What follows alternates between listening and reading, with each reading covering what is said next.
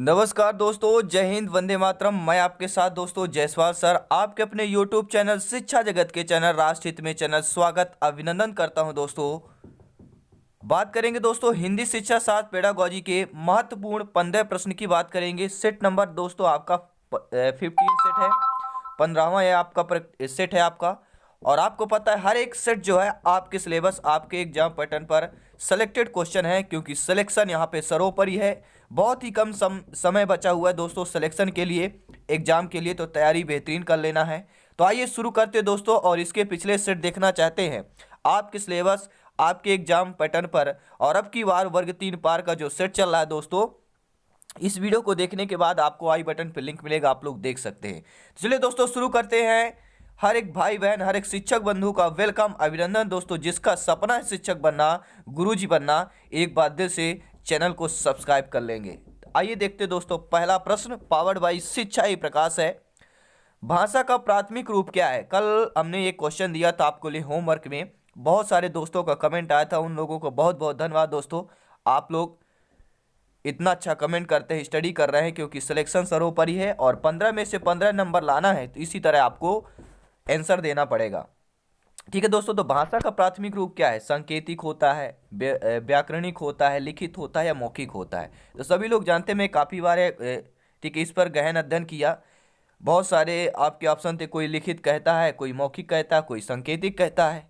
लेकिन जो सही और सटीक आंसर जाना, जो ठीक है व्यापम मानता है, जो सही आंसर मानता है, वह है सांकेतिक। भाषा का प्राथमिक रूप आपका सांकेतिक रूप में होता है। ठीक है दोस्तों, आइए दूसरा प्रश्न देते हैं। प्राथमिक स्तर पर हिंदी भाषा शिक्षण के लिए सबसे अधिक महत्वपूर्ण क्या होता है? प्राथमिक स्तर पर जो हिंदी भाषा शिक्षण के लिए सबसे अधिक महत्वपूर्ण क्या होगा? क्योंकि आप सभी लोग भावी अध्यापक अध्यापिकाएं हैं, आपको जानना बहुत जरूरी है कि सबसे महत्वपूर्ण क्या होगा। भाषा के प्रयोग के अवसर होंगे, पाठ्य पुस्तक होगा, या उच्च स्तरीय तकनीकी यंत्र होगा, या व्याकरणिक नियमों का स्मरण होगा? तो दोस्तों प्राथमिक स्तर पर हिंदी भाषा शिक्षण के लिए सबसे महत्वपूर्ण जो माना जाता है वह आपका भाषा के प्रयोग के अवसर हो जाएगा। क्या हो जाएगा? भाषा के प्रयोग के अवसर माना जाएगा। अगला प्रश्न देख रहे हैं दोस्तों, भाषा अर्जन क्या है? शिक्षक की आवश्यकता, उपस्थित की मांग करती है, भाषा की कक्षा में ही संभव है, सहज स्वाभाविक होता है, या प्रयासपूर्ण होता है? तो भाषा अर्जन क्या है? आप सभी लोग भावी अध्यापक अध्यापिकाएं हैं, शिक्षक बंधु हैं, आप सभी को नमन है, जय हिंद दोस्तों। इसका जवाब आ चुका है कि भाषा अर्जन जो है प्रयासपूर्ण होता है। जो भाषा अर्जन होती है, सीखी जाती है, वह क्या होता है? प्रयासपूर्ण होता है। यहाँ पर फोर्थ ऑप्शन आप लोगों का सही हो जाएगा। हर एक प्रश्न इंपॉर्टेंट है, सिलेक्शन सर्वोपरि है। उम्मीद है आप लोगों ने अभी तक वीडियो को दिल से एक बार लाइक कर दिया होगा। बहुत बहुत धन्यवाद सभी शिक्षक बंधुओं को। दोस्तों अगला प्रश्न है, शब्दों के अर्थ स्पष्ट करने की अपेक्षाकृत ज़्यादा बेहतर पद्धति कौन सी मानी जाती है? शब्दों के अर्थ स्पष्ट, जो भी शब्द होते हैं उनके अर्थ स्पष्ट करने की अपेक्षाकृत ज़्यादा बेहतर पद्धति शिक्षण द्वारा स्वयं अर्थ स्पष्ट करना होगा, वाक्य प्रयोग द्वारा बच्चों का अर्थ अनुपम लगाने का अवसर होगा, या शब्दकोश को देखना होगा, या शब्दों की व्याख्या करना? तो शब्दों के अर्थ को स्पष्ट करने की अपेक्षाकृत ज़्यादा बेहतर पद्धति जो मानी जाती है दोस्तों, वह वाक्य प्रयोग द्वारा बच्चों का अर्थ अनुपम लगाने का अवसर देना। तो दूसरा ऑप्शन यहाँ पर सही हो जाएगा। आइए देखते हैं अगला प्रश्न क्या पूछा जा रहा है। वाक्य विश्लेषण के शिक्षण हेतु उपयुक्त विधि कौन सी मानी जाती है? जब भी वाक्य विश्लेषण की बात करें, वाक्य विश्लेषण के शिक्षण की बात करें, उसके हेतु उपयुक्त विधि की बात की जाए, तो वह आपकी आगमन है, निगमन है, गीत अभिनय है, या उक्त, ये सभी हो जाएंगे। अगर आपको पता है तो आज जरूर आपको बताना है कि 15 में से आज की जो स्कोर है आप लोग कितना क्रॉस कर रहे हैं। क्या आपको सिलेक्शन नहीं टॉप रैंक हासिल करना है तो जरूर एक बार सब्सक्राइब कर लें, क्योंकि अपने सिलेबस अपने एग्जाम पैटर्न पर क्वेश्चन अटेंड करना बहुत ही जरूरी है सिलेक्शन नहीं टॉप रैंक हासिल करने के लिए। सिलेक्शन तो सबका होगा, जिन्होंने जितने मेरे भाई बहन शिक्षक बंधु दिल से सरस्वती माँ की पूजा अर्चना करते हैं, शिक्षा की पूजा करते हैं, तो शिक्षा ही प्रकाश है, शिक्षा में ज्ञान देती है। अंधकारमय क्या है? अंधकारमय को क्या करती है? प्रकाशमय कर देती है। ठीक है दोस्तों, तो सभी मित्रों को जय हिंद। वीडियो एक बार दिल से लाइक करें, शिक्षा को सपोर्ट करें, जायसवाल सर को सपोर्ट करें। आइए देखते हैं अगला प्रश्न। इस प्रश्न का जवाब आ चुका है कि वाक्य विश्लेषण के शिक्षण हेतु उपयुक्त विधि आपकी आगमन विधि मानी जाती है। देखिए, वाक्य विश्लेषण करना है। विश्लेषण मतलब क्या होता है? उदाहरण से नियम की ओर चलना। तो आगमन विधि इसमें परिपक्व मानी जाती है, उदाहरण से नियम की ओर। तो पहला ऑप्शन यहाँ पर सही हो जाएगा। आइए देखते हैं अगला प्रश्न। भाषाई कौशलों का विकास किस किस कक्षा तक पूर्ण हो जाता है? जो बच्चे बालक बालिकाएं होते हैं, ठीक है, उनमें भाषाई कौशल का विकास जो है किस कक्षा तक पूर्ण हो जाना चाहिए? क्योंकि आप लोग भावी शिक्षक, अध्यापक, अध्यापिकाएं, आपको जानना बहुत जरूरी है कि भाषा कौशल में बच्चे जो है किस कक्षा तक उनकी भाषा कौशल पूर्ण हो जानी चाहिए। कक्षा 2 तक, कक्षा 1 तक, कक्षा 5 तक, कक्षा 8 तक। तो बच्चे अगर कक्षा 5 तक इनकी भाषा कौशल का क्या है, पूरी तरह से क्या है, विकास हो जाना चाहिए।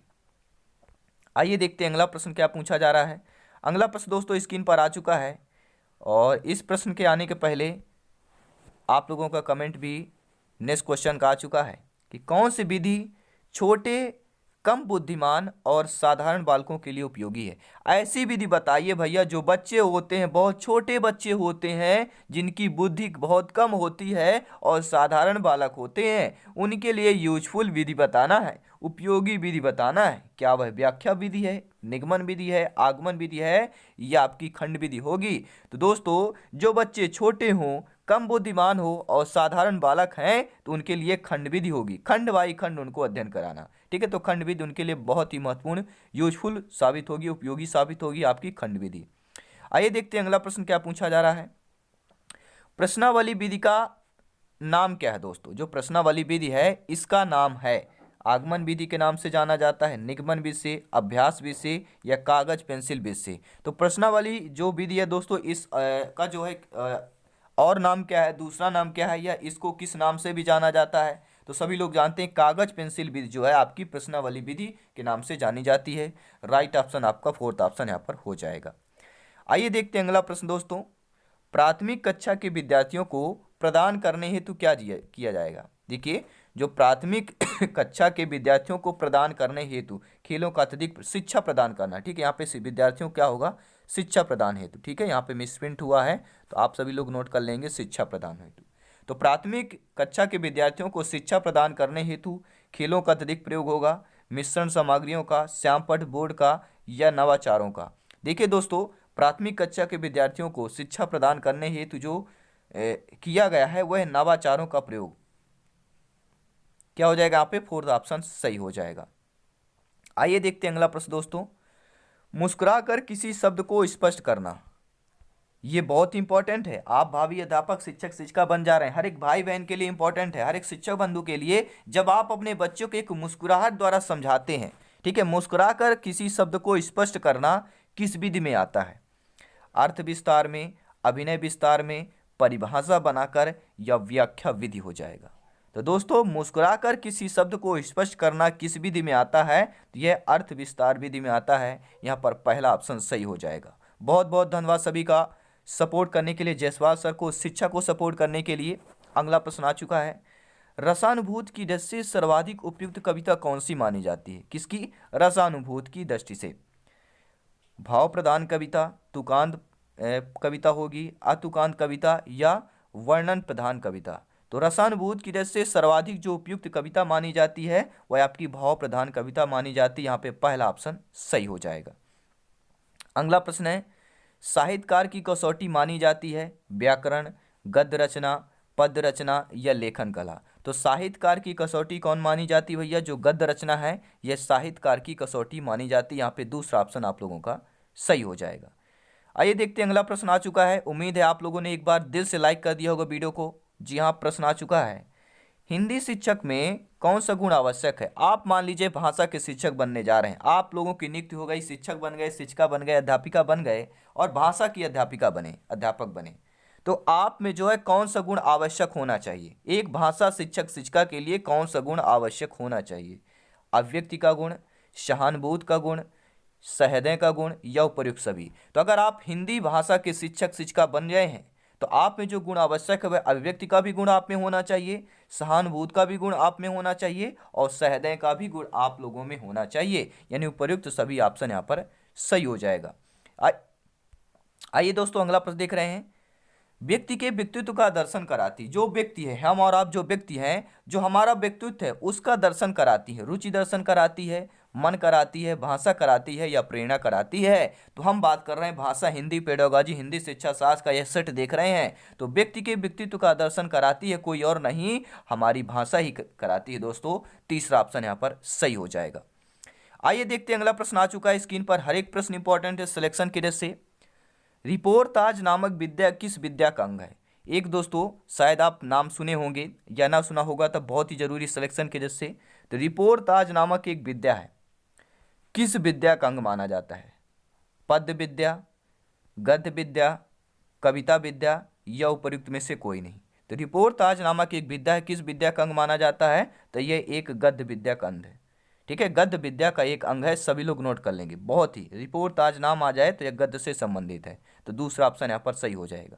और फिर आज आपके लिए एक होमवर्क के लिए प्रश्न दिया जा रहा है, आपका टेस्ट होगा कि कितने मेरे भाई बहन शिक्षक बंधु इसका जवाब दे पा रहे हैं।